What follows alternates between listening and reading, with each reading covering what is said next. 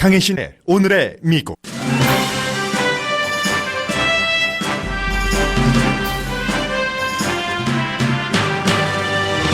대통령과 양당 지도자가 오늘도 만나고 있지만 거의 2주일째 닫힌 연방정부 문을 여는 열쇠를 만들지는 못할 것으로 보입니다.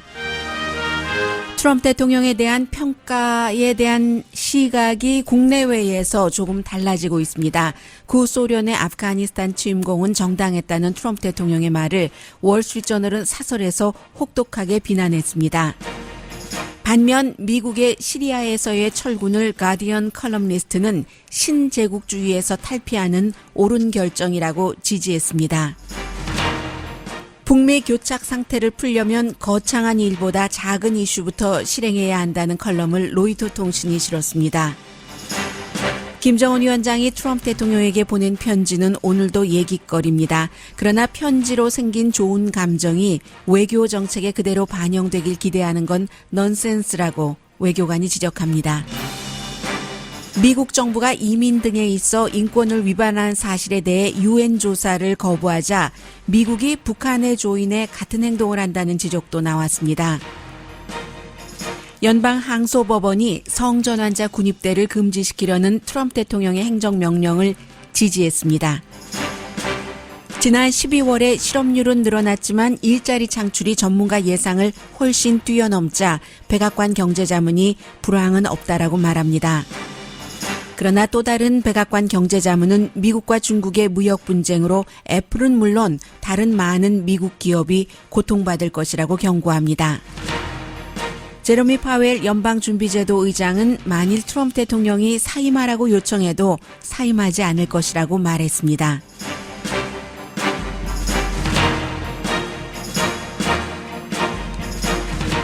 여러분 안녕하십니까? 오늘의 미국 강혜신입니다. 네, 이제 미국이 굉장히 정치계가 젊고 또 여러 가지로 다양해졌습니다. 어제 116대 의회가 오픈을 해서 미국의 이제 정치적인 순위를 보면 파워의 강력함을 보면 대통령이 있고 부통령이 있고 그리고 이제 연방 하원 의장이 세 번째예요. 상원이 많은 일을 하지만 상원의 원내대표들이 둘이 있는데 민주당 공화당이요. 상원의 원내대표보다는 하원이 435명 의원이 있는 의장이 넘버 서열 3입니다. 이 넘버 서열 3가 여성 2007년도에도 처음으로 여성 하원 의장으로 당선됐었던 낸시 펠로시인데 어제 역시 다양함을 얘기를 했고요. 워낙에 민주당 쪽에서 여성 새로운 의원들이 많이 선출됐기 때문에 그런 부분도 말했고 다카를 얘기를 강조를 하더군요. 다카를 굉장히 강조를 하면서 특히 이제 제가 가장 인상적이었었던 부분은 역시 노련한 거예요. 나이도 많은 사람이지만 정말 너무나 노련해서 로널드 레이건 대통령을 딱 연설을 하는데 얘기를 하더군요. 공화당이잖아요. 미국이 새로운 사람들에게 문을 닫아버리면 세계에서 미국의 리더십을 잃는다. 로널드 레이건 대통령이 이 얘기를 하니까 이제 민주당이 이민 이런 것을 생각하고 막 기립박수를 치지 않았겠어요? 그랬더니 공화당은 가만히 있었고요. 했더니 낸시 펠로시가 노련하다는 게 여기서 나오는 겁니다. 다 계산을 했겠죠. 아니 로널드 레이건에게 박수를 치지 않나요? 공화당 여러분? 이러는 거예요. 그리고 이제 그 다음에 또다시 조지 H.W. 부시 아버지 대통령을 끄집어냈습니다. 이 조지 H.W. 부시 대통령이 장애인 보호법을 만들어서 서명을 한 사람이잖아요. 공화당인데도 역시 이 장애인 보호법은 민주당이 소수이기 때문에 장애인이 불편함을 겪는 강조하는 이슈이기 때문에 민주당에서 그런 것을 공화당 대통령이 했다는 것 이것을 가지고 나왔습니다. 결국은 물론 이념도 다르고 많은 것이 다르지만 차이를 줄여가면서 뭔가 중지를 모으는 그런 일을 미국의 정치인 넘버 서열 3로 하겠다는 것을 강조를 한 것이고요. 그래서 조금 인상적이었습니다. 그리고는 이제 오늘 백악관에서 대통령과 만나고 있는데 만나는 이유는 당연히 연방정부가 내일이면은 15일째인가요? 문을 닫고 있으니까 지금 공화당의 상원 원내대표 미치 매코넬은 도널드 트럼프 대통령이 지지하지 않는 안에 대해서는 투표하지 않겠다. 어제 그 민주당에서 민주당이 지금은 다수당이니까요. 하원에서 대통령이 원하는 멕시코의 벽 쌓는 기금은 빼고 이제 이 연방정부 문 열기 위해서 뭔가 그 투표를 해서 통과시켰는데 뭐 상원은 공화당이 다수당인데 이 다수당의 원내대표가 대통령이 원하지 않는 것은 하지 않겠다고 하잖아요. 그러니까 될 리가 없죠. 지금 백악관에서 아무리 얘기를 하더라도 닫힌 문 여는 열쇠를 만들어내질 못합니다. 그림도 아마 그리기 힘들 것이다라는 느낌은 드는데요. 그리고 공화당의 미치 매코넬 원내대표는 벌써 압박을 받고 있습니다. 공화당으로부터. 코리 가드너 같은 공화당 의원이 정부 폐쇄를 끝내라. 벽 쌓는 기금이 그 예산 안에 들어가든지 들어가지 않든지 아무튼 끝내라. 공화당 쪽에서 지금 이렇게 나오고 있으니까 압박을 받고 있고요. 그 사이에 또 오늘 그 뉴욕타임즈가 끈질기죠. 트럼프 대통령의 그 뉴저지 골프장에서 미국의 일하는 사람이 많은 곳에는 어느 일터이든 서류 미비자가 없는 곳이 어디 있겠어요. 화이트 칼러들이 일을 하는 그런 큰 빌딩에도 저희 회사가 있는 이 빌딩이 위셔에서는 아마 원 오브 더 가장 큰 그런 그 빌딩일 텐데 이 빌딩에서 많은 화이트 칼러들이 일을 하고 있지만 그 사람들이 다 퇴근하고 가면은 뒷정리를 해주는 건물을 다듬고 관리해주고 하는 사람들 가운데서도 분명히 서류 미비자가 있을 겁니다. 뉴욕타임즈가 오늘 그 점을 지적을 했어요. 뉴저지주에 있는 대통령의 그 골프장에서 서류 미비자들이 일을 하는 그 부분에 대해서 한 번은 이제 본인들이 다 증언을 하는 거예요. 대통령 그 경호원들이 있으면은 그 서류 미비자들을 좀 숨기려는 이런 일들도 했었다. 부엌에서 일하는 사람들. 대통령님들 모르겠어요. 다 알죠. 그래서 이제 이 서류 미비자 또 연방정부 벽 쌓는 것 이거 지금 다 포함됐는데 백악관에서 오늘 그 양당 지도자들 만나고 나서 대통령이 로즈가든에서 직접 뭔가를 얘기한다고 하니까 그때 들어보기로 하고요. 그리고 미국 밖에서 안에서 트럼프 대통령의 일부 내용에 대해서는 대부분의 많은 트럼프 대통령이 하고 있는 것에 강하게 반대를 하면서도 일부는 찬성을 하는 사람들도 있고 그리고 대부분의 트럼프 대통령이 하는 일에 대해서 굉장한 지원을 하면서도 일부에 대해서는 강하게 반대하는 그런 뭐 매체 사람도 있습니다. 딱 그 두 가지만 전해드리겠어요. 월스트리트저널은 트럼프 대통령을 상당히 지지하는 신문인데 오늘 사설에서 트럼프 대통령의 그 완전한 거짓 이렇게 얘기하면서 그 거짓에 대해서 비난이 있을 것이고 아주 혹독한 비난을 받아 마땅하다라고 얘기했는데 어제 제가 잠시 전해드렸었던 장관들 회의에서 구소련이 아프가니스탄을 침공한 것은 정당했다. 왜냐하면 테러리스트들이 그 당시에 구소련 쪽으로 가고 있었으니까 사실 아닙니다. 이래서 이제 이 점을 다시 한번 이 월스트리트저널이 지적을 하면서 그 당시에 저는 어제 사회주의라고 표현을 했는데 아프가니스탄을 완전히 당시에 공산주의 정권으로 보고 이제 그 공산주의 정권을 지지하기 위해서 아프가니스탄을 아주 오랜 동안 드나들고 들먹거리고 하다가 비공산주의 그 공산주의 정권에 반대하는 사람들이 그쪽에서 일어나니까 그것을 무마시키고 공산 정권을 계속 유지하기 위해서 구소련이 아프가니스탄을 침공한 것 아니냐. 80년대 79년도 이때부터 시작해서 89년까지 아프가니스탄에 머물렀다. 그게 이제 그 브레즈네프 덕트린이라는 건데 브레즈네프 덕트린이 공산주의에서 다른 그 구소련 주변 국가들이 탈피하는 것을 막아야지 된다는 그게 이제 브레즈네프 덕트린이었잖아요. 그건데 아니 트럼프 대통령이 무슨 테러리스트 얘기를 하고 있느냐라고 얘기를 하면서 이건 도대체 대통령으로서 있을 수도 없는 일이다.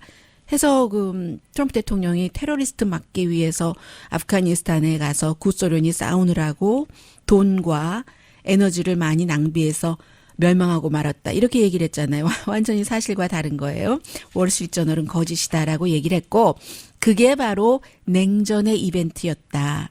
진지하게 이 아프가니스탄의 구소련 침공을 보는 모든 사람들은 클렘린이 그 당시에 세계의 위협이다. 공산주의를 그 싫어하는 세계가 있고 지금 공산주의 뭐 남아있는 국가도 거의 없으니까요.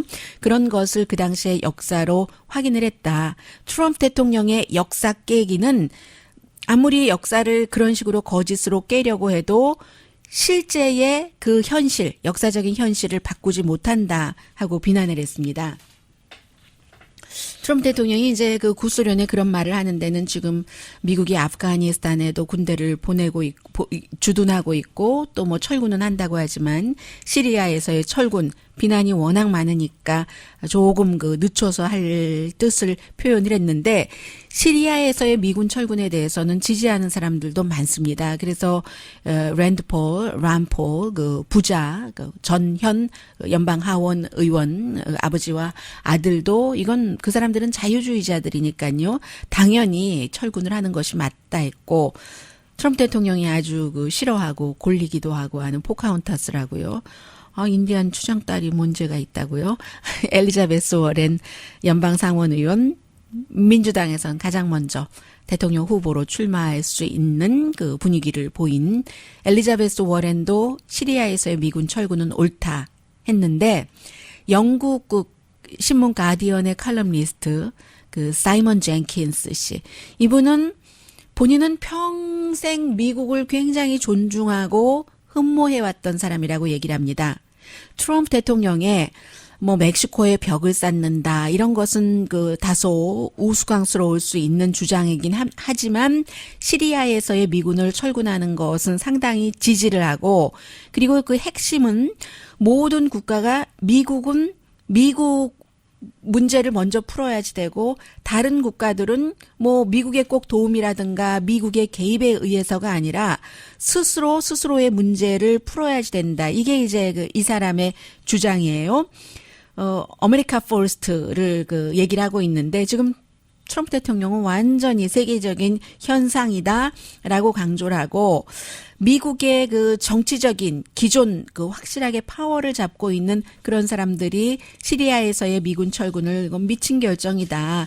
이렇게 얘기를 하지만 꼭 그렇지 않다. 더군다나 이제 그 결정하는 그 상황에서 터키의 독재자 대통령과 너무 그 트럼프 대통령이 좋아하고 그의 말을 듣고는 본인들의 군 참모와는 상의도 하지 않고 내린 결정이기 때문에 미국의 기존 정치 기반에서는 미친 결정이다라고 얘기를 하지만 그리고 그 결정으로 인해서 제임스 마티스 국방장관도 사임했고 사임한 뒤에 해고됐고 그리고 이제 그 아이시스를 잡는데 맨 앞에서 혁혁한 공을 세운 특사도 그 브렛 맥걸이죠.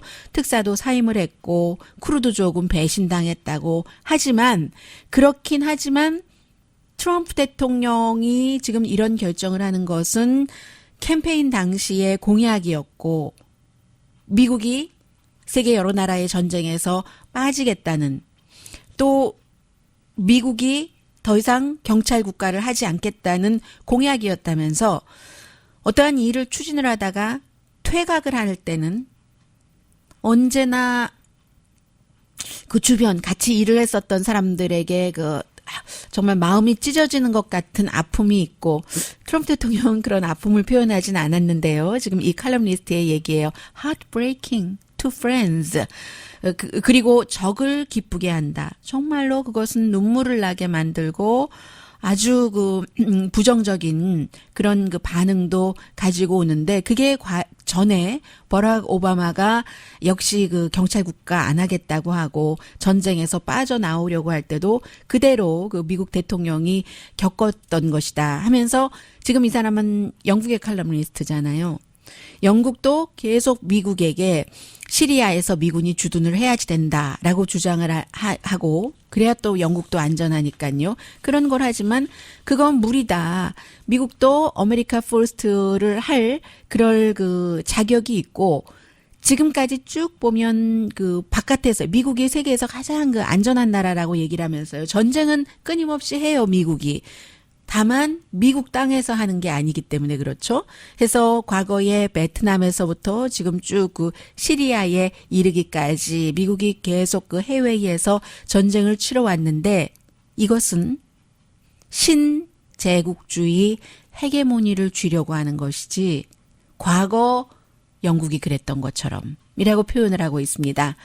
뭐 그동안 물론 그 미국이 나토에 했었던 그 여러 가지가 유럽의 안보에 굉장히 그 도움이 되기도 했지만 지금 세계는 결국은 자신들의 문제를 스스로 풀어야지 된다.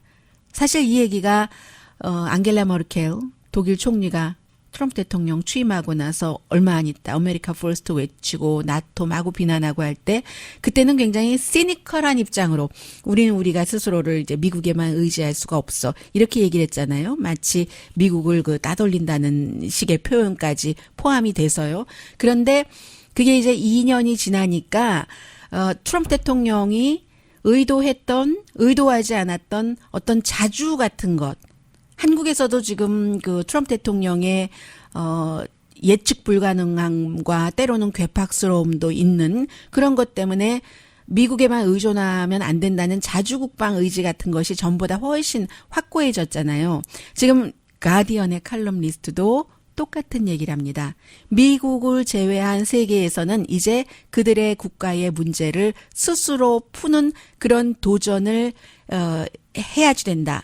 제임스 마티스가 뭐라고 하던 또 트럼프 대통령의 친구인 빌리 그레함도 이거는 안 된다. 철군에서는 안 된다 하던 영국의 외무장관도 안 된다고 뭐라고 말을 하던 그 사람들의 말이 이상한 거지라고 얘기를 하면서요. 과거에 그 사람들도 영국이 막 뭐 제국주의하고 수에즈 운하 뭐 이런 문제 있었을 때 다 똑같이 그거 개입하면 안 된다고 하지 않았는가. 다 알면서 하는 거다. 그 제국주의 헤게모니주의다라고 얘기를 하고 있습니다. 마지막으로 이 칼럼니스트가 중동의 안정도 마찬가지로 미국과 영국이 지켜준다는 것 자체가 넌센스다. 이런 의미에서 가디언의 그 사이먼 젠킨슨 씨가 트럼프 대통령의 시리아에서의 미군 철군은 옳은 결정이라고 지지하는 칼럼을 오늘 썼습니다.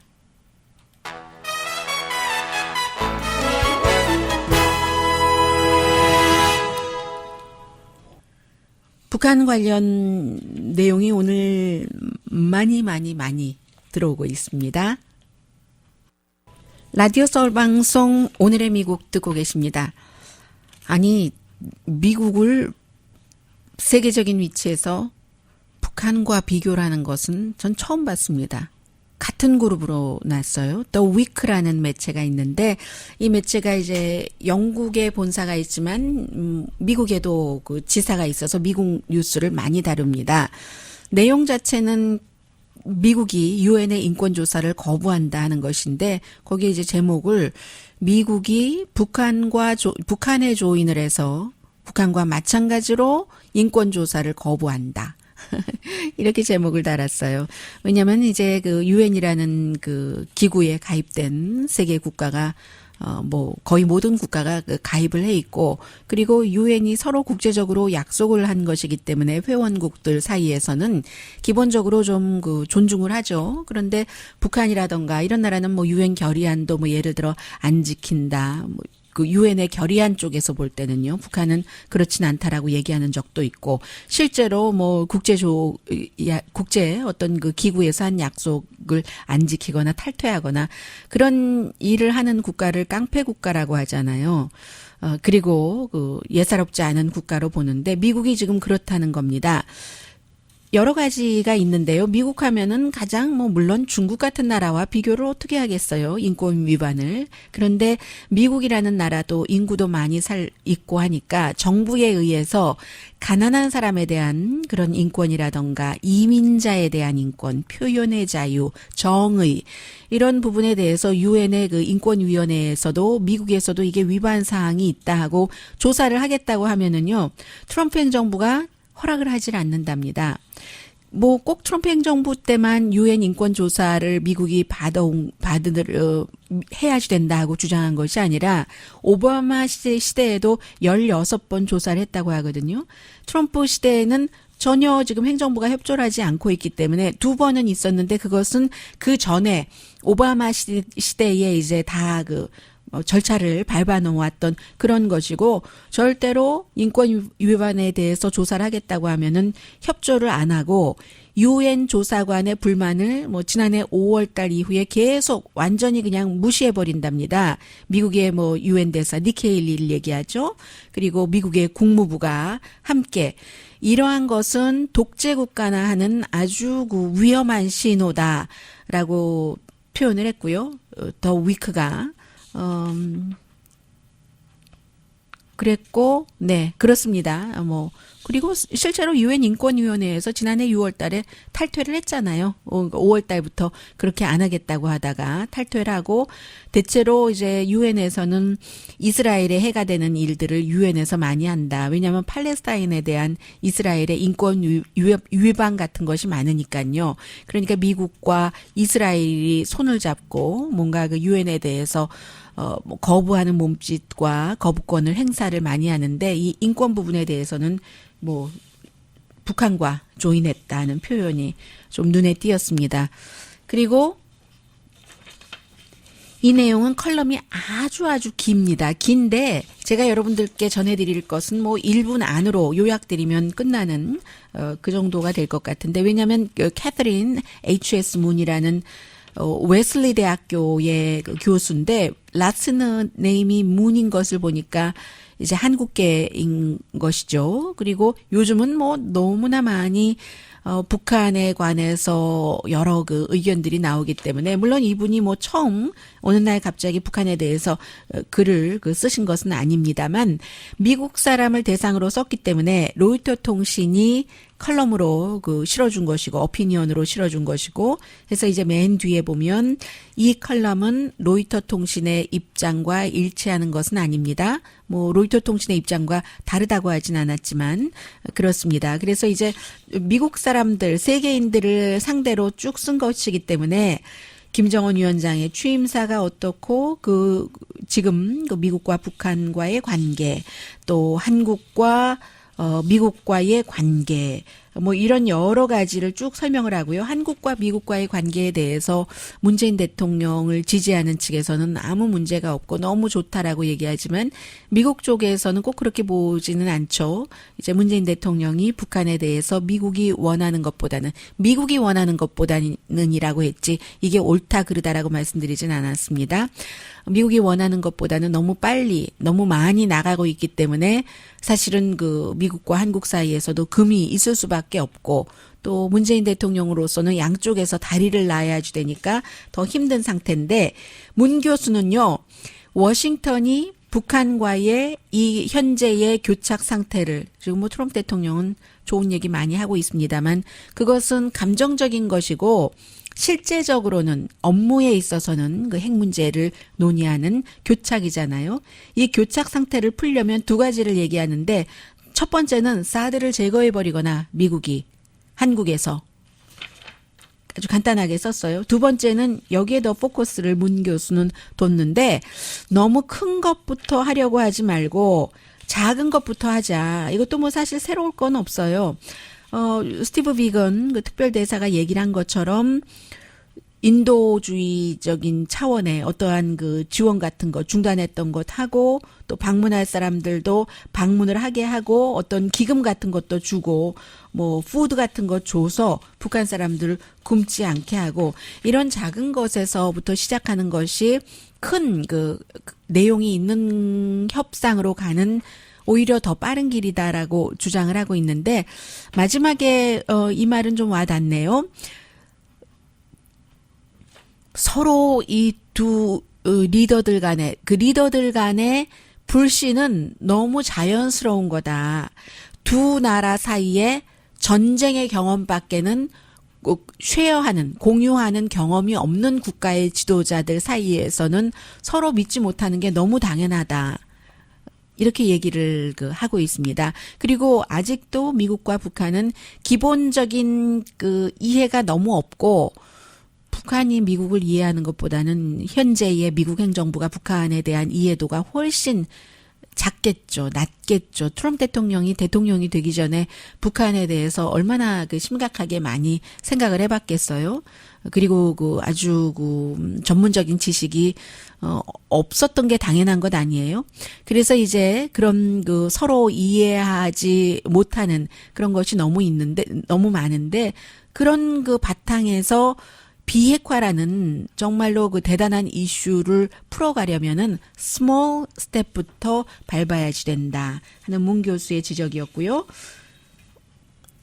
저는 오늘 처음에 이 기사를 읽으면서 내가 지금 어제 뉴욕타임스에서 읽은 건데 지금 뉴욕타임스 어제 뉴욕타임스를 다시 읽고 있는 것 아니야?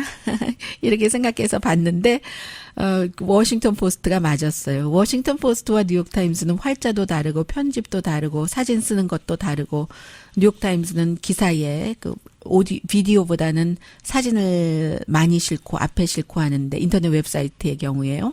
워싱턴 포스트는 그에 비해서 가능하면 맨 앞에 그 동영상을 많이 싣고 하는데 그런 차이를 다 알고 있으면서도 이거 뉴욕타임스 아니야? 그렇게 생각을 했었어요.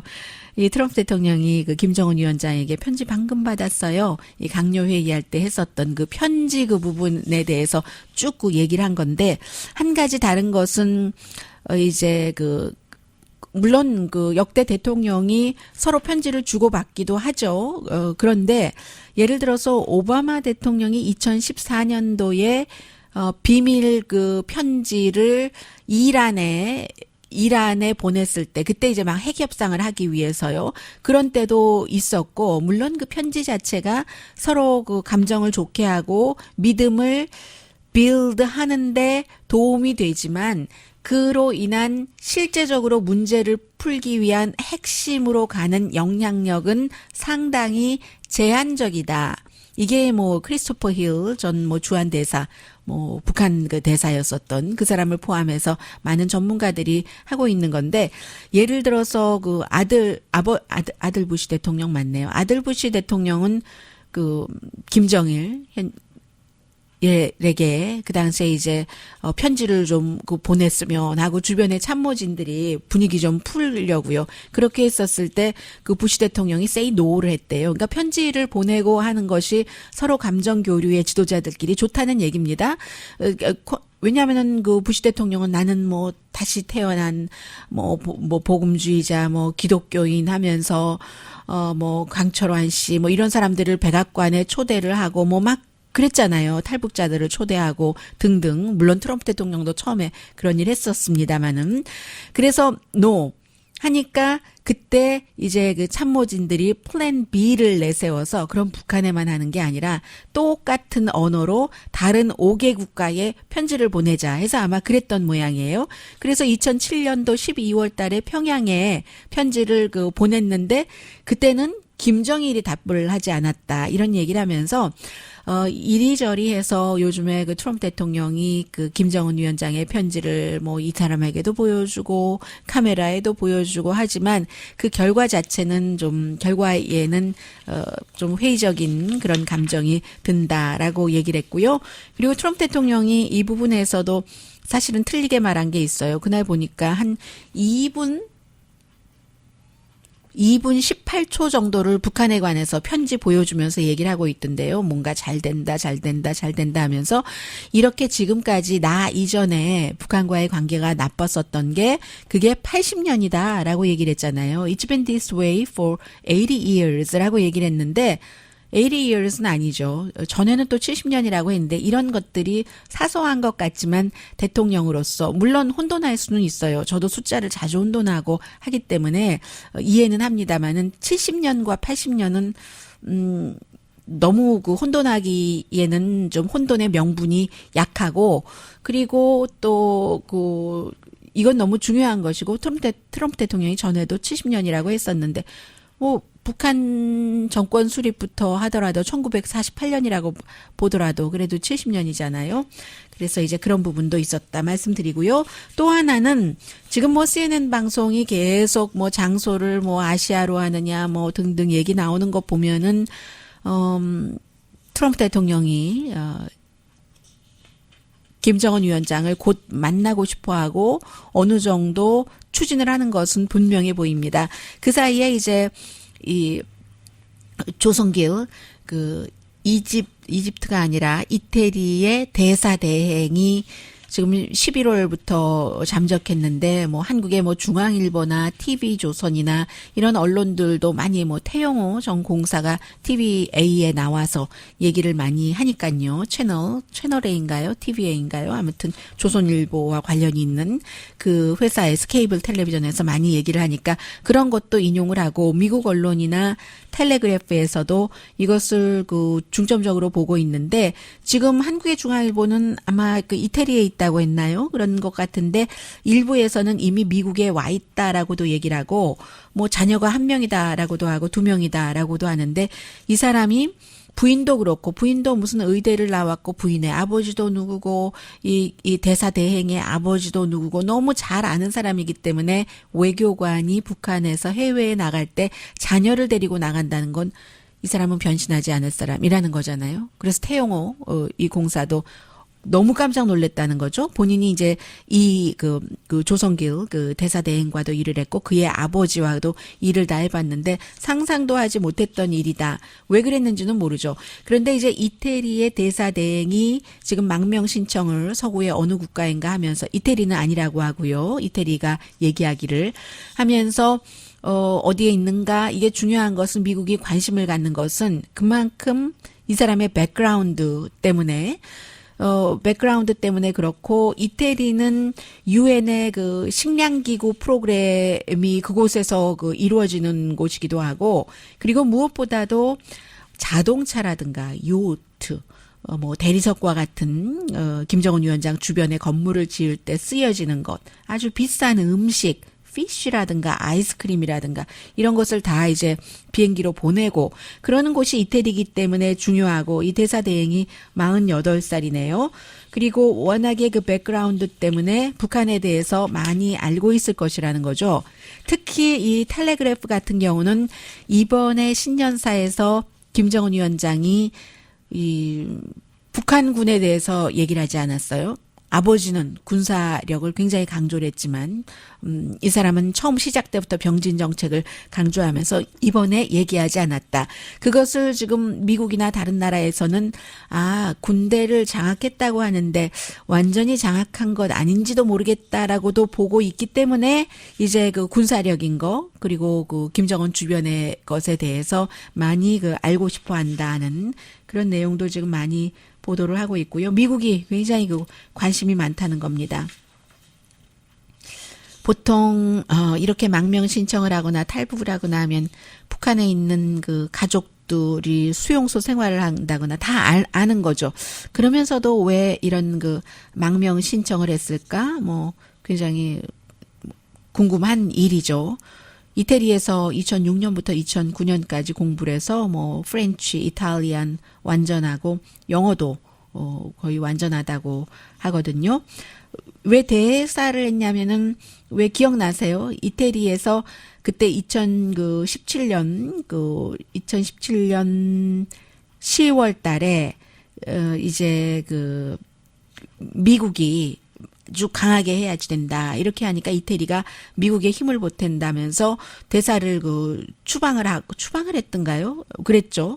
추방했었었죠. 이태리를 포함해서 몇몇 나라가 미국에 잘 보이고 싶어하는 나라가 그때 그랬었어요. 그래서 이제 이 사람이 지금까지 이제 대사 대행을 하고 있는 것이고 이번에 사라지고 난 뒤에 한국의 그 스파이국이라고 그 얘기를 하고 있죠. 국정원과는 접촉 없었던 것으로 지금 얘기하고 있습니다. 근데 이런 많은 내용 중에서 새로운 것은 사실 별로 없어요.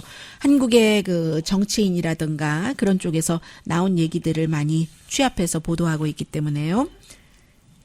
잠시 뒤에 경제 뉴스 전합니다.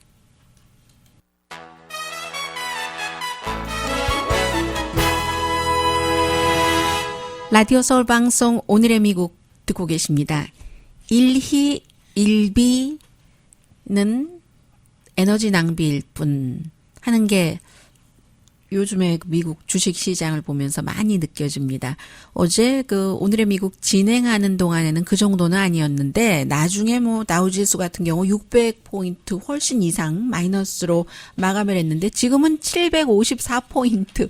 최근 들어서 가장 많이 오른 수치 같은데요. 그 정도 플러스예요. 나스닥도 268.87포인트, S&P 500도 81.86포인트, 전부 그린색이거든요. 왜 그러느냐? 제레미 파웰 연방준비제도 의장이 오늘 한 얘기가 있습니다. 두 가지인데요. 하나는 트럼프 대통령이 만약에 사임하라고 요청을 하더라도 나는 사임하지 않을 것이다.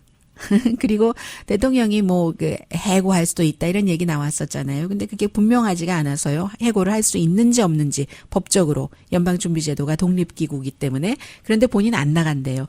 아메리칸 이코노믹 어소시에이션에서 얘기를 했는데, 그리고 대중은 걱정할 필요가 없습니다. 연방준비제도가 정치 압력에 양보하지 않습니다. 우리는 정치적인 그런 것으로 인해서 이자율을 올리고 내리고 하는 것을 결정하는 것이 아니라 데이터를 보고 합니다. 이제 이게 한 가지였고요.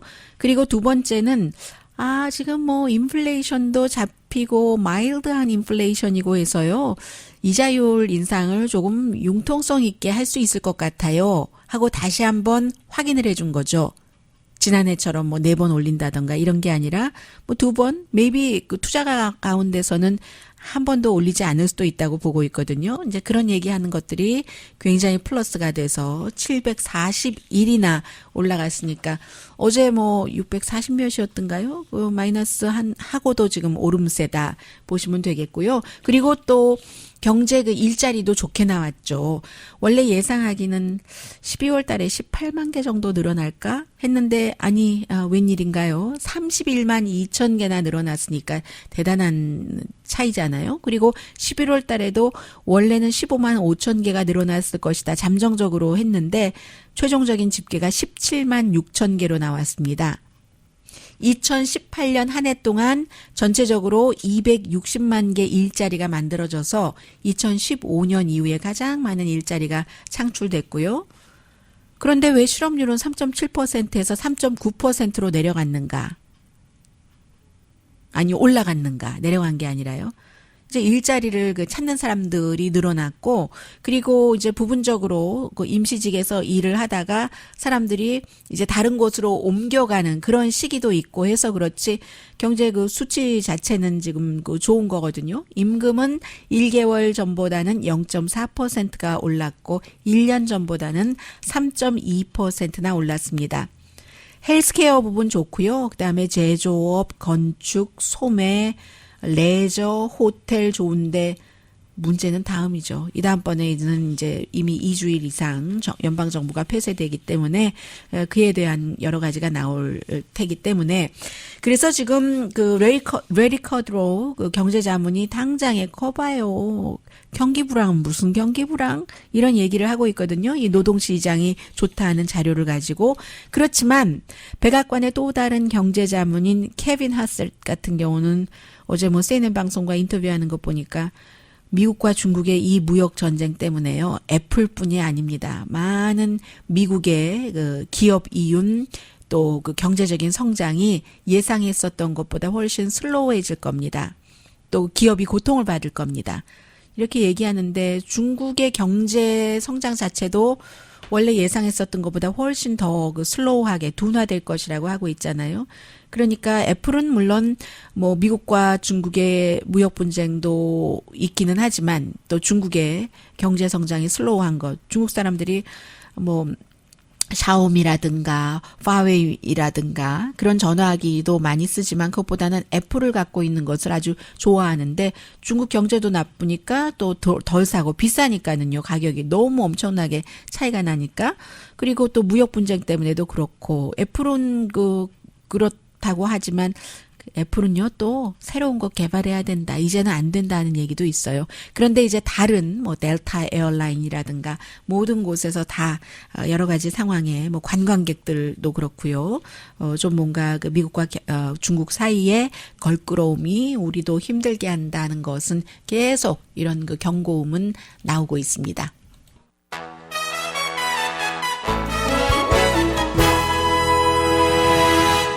라디오 서울 방송 오늘의 미국 듣고 계십니다. 연방 항소법원이 트럼프 대통령이 이제 그동안 여러 차례 여러 형태로 성전환자들의 군 입대를 금지하는 것을 관철하려고 해왔습니다. 그러다가 실패를 많이 했었어요.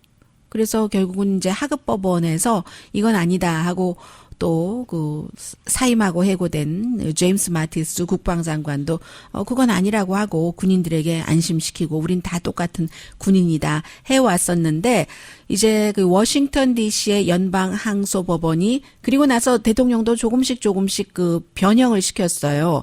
해서 이번에 이 안은 여러 군데서 이제 소송이 걸리고 있는데 성전환자가 어떠한 그 의료 치료는 받도록 하는 그러니까 결국은 완전히 모든 성전환자의 군입대를 금지한다기보다는 일부 성전환자는 받아들이고 조건절이 그 붙는 거죠. 오케이 하고 한다는 이런 것이었는데 하급법원에서는 안 된다. 이것도 부분적으로 금지기 때문에 했는데 그 항소법원에서 그거 오케이 하고 판결을 했거든요. 그래서 이 부분은 제한적인 승리라고 볼 수 있고요. 또 결국은 뭐 이런 것들이 자꾸 하나하나 모이면 연방 그 대법원까지도 갈 수 있다는 그런 내용들도 많이 나오고 있습니다. 그래도 대통령에게 부분적인 승리이기는 합니다.